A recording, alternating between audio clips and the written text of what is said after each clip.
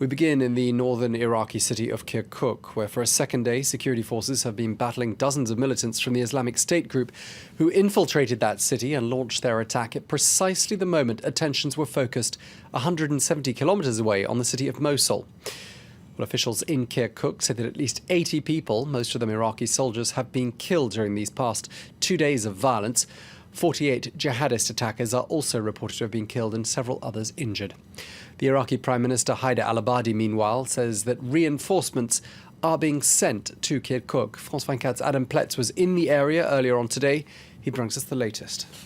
Earlier today, a city that's still reeling from Friday's, attack by Islamic State group in what seems like an attempt to distract from the offensive on Mosul, but also to hit Kurdish forces in what they hoped would be a softer target. And this is a complex attack which hit several locations.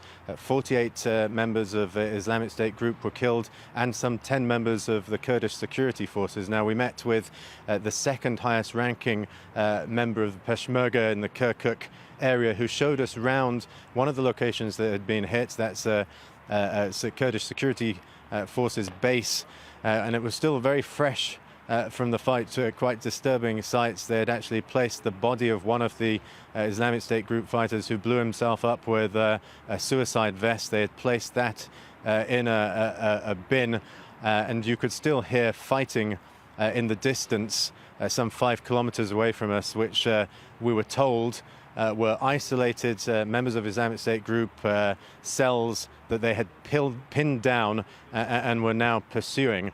So there were still after effects from yesterday's attack, and certainly you could hear that fighting continuing in the distance. But the Peshmerga felt that they dealt with the Islamic State group's offensive on that city, smuggling fighters into Kirkuk, but they didn't rule out, of course, the possibility that this could happen again in Kirkuk or other locations which Islamic State group may try to target in Kurdistan to distract from Mosul, where they're obviously losing ground against both the Peshmerga and Iraqi security forces.